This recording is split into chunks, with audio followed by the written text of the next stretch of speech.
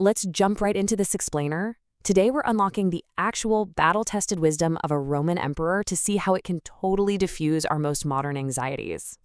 We're looking at a text that, honestly, was never even meant for publication. Yet somehow it survived millennia to sit right in front of us today, ready to teach us exactly how to navigate stress. I want you to really ask yourself this right now. If you were literally the most powerful person on Earth, do you think you'd still stress over the little things? Like, would traffic or a wildly rude coworker or a delayed flight still get under your skin? Because, as we're about to see, absolute power didn't protect our author from the exact same human frustrations that you and I face every single day. Meet Marcus Aurelius. He was the emperor of Rome from 161 to 180 AD. And what's just fascinating here is that the text we're exploring today is effectively his personal, highly secret diary. He didn't write this kicking back in some peaceful, quiet palace. No, he was writing these entries out in cold, muddy military camps on the very edges of the Roman Empire, basically just trying to keep his own mind grounded. And the sheer scale of the chaos he was dealing with is honestly staggering. We're talking about the Parthian Wars and northern rebellions demanding his constant military command. Then a massive plague and devastating floods that caused huge death tolls and total economic collapse.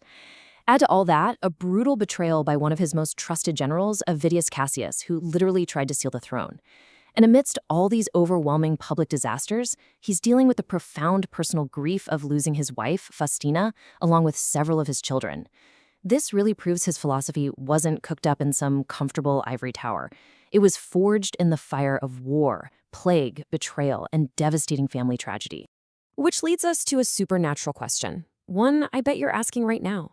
How in the world did a Roman emperor handle such overwhelming chaos without completely breaking? I mean, how did he hold it together when the world was literally falling apart around him? And more importantly for us, how can we take his exact methods and apply them today when our own lives feel completely out of control? Well, the crucial point comes down to this foundational Stoic rule: drawing an absolute, unshakable line between what you can control, meaning your own mind, and what you cannot. Things like your desires, your dislikes, your opinions, and your own will, those are entirely in your power. You govern them. But your health, wealth, honor, sickness, or even death, those are ultimately out of your control. They're indifferent to your desires. And listen, if you can internalize this one core concept, you've grasped the absolute foundation of his resilience. So let's bring this to our first major modern question, one I know we all ask on a regular basis, and see how Marcus translates this into practical action. The golden question: how do I deal with annoying or difficult people? Before he even gives us a practical tactic, he reminds himself of a foundational concept: nature. To a Stoic, we are quite literally built to work together. We're social creatures designed for the common good. So if someone else is acting terribly toward you, he reminds himself that they're essentially acting against nature itself. They are profoundly confused about what it actually means to be human. And honestly, that realization alone diffuses so much immediate anger. Which brings us to his brilliant primary defense mechanism against toxic people. He writes, "The best kind of revenge is not to become like unto them." It's so simple, right? He just completely refuses to let their bad behavior infect his own character. Because if someone is cruel or petty or dishonest, and you retaliate in the exact same way, well, you've just let their poison into your own system. You've literally handed them power over your own morality. He reinforces this mindset constantly in his diary. He asks himself, "Doth any man offend? It is against himself that he doth offend. Why should it trouble thee?" Basically, he constantly reminds himself that when someone does wrong, the actual harm is being done to their own soul, not his. You remain completely untouched and whole unless you actively make the choice to let their actions trouble your mind. So rather than flying off the handle, he cultivated this radical kind of patience. He truly believed an offender first needs pity, not wrath, and that those who make mistakes should be corrected with absolute tact. But most importantly, he viewed every single offense as an opportunity to learn, concluding that evil must simply be overcome with good and meekness. He's pointing out that gentleness is actually the ultimate counteracting virtue here. It doesn't show weakness at all. It requires incredible, unshakable strength. All right, here is another massive question for our modern lives, one we are constantly seeking answers for. How do we stop feeling so stressed and just find inner peace?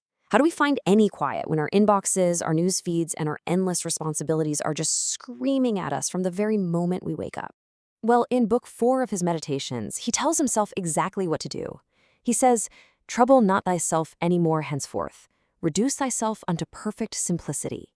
He is actively telling his own mind to stop wandering around, seeking external distractions, and instead shrink his focus down to the absolute bare essentials. It is a direct call to aggressively declutter his own consciousness. To actually achieve that simplicity, he used a really strict mental checklist. He confined himself strictly to necessary actions, immediately cutting off completely unnecessary thoughts and imaginary anxieties. He warned himself not to let worldly things make him a stranger to his own true nature, and he comprehended deeply that life is short, meaning he had to fiercely protect his present moment. It's a highly structured, incredibly proactive approach to defending your own peace of mind. But wait, if we zoom out a bit, you might be asking a very blunt question right now. Why does any of this matter if we're all just going to die anyway? It is the ultimate existential question. And believe it or not, Marcus wrestled with the exact same existential dread that we do today. He looked up at the vastness of the universe and genuinely wondered about the points of the whole shebang. Let's look at how he visualizes the sheer scale of time. He looks back at previous emperors, like the times of Vespasian, where people were marrying, fighting, farming, hoarding, and realizes they are all dead. He looks at the times of Trajan, filled with the exact same ambitions and trivialities, and now all dead. Then he looks at his own present moment, filled with his current stresses, knowing full well it will soon pass. And the future? All resolved into the elements. Entire generations of human drama, completely vanished into dust. But he doesn't use this reality to get depressed. Instead, he uses it as a powerful tool. He reflects on how quickly all things are dissolved and their memories fade into the general age and time of the world. He uses this profound thought to instantly crush his own ego.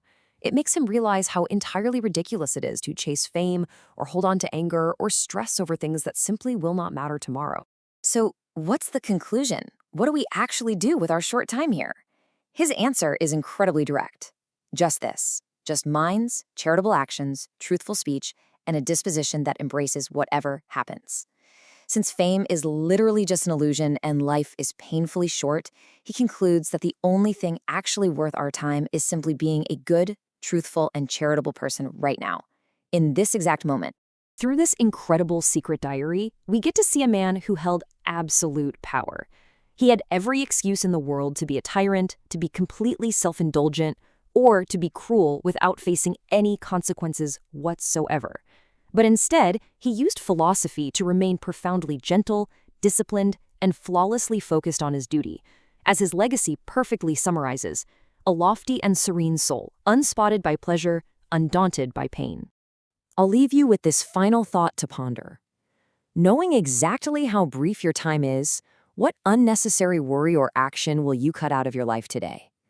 Take a page from the Emperor's Diary right now and ask yourself what useless stress you can simply choose to let go of today. Thanks so much for joining me on this explainer, and I really hope you found some clarity in these ancient words.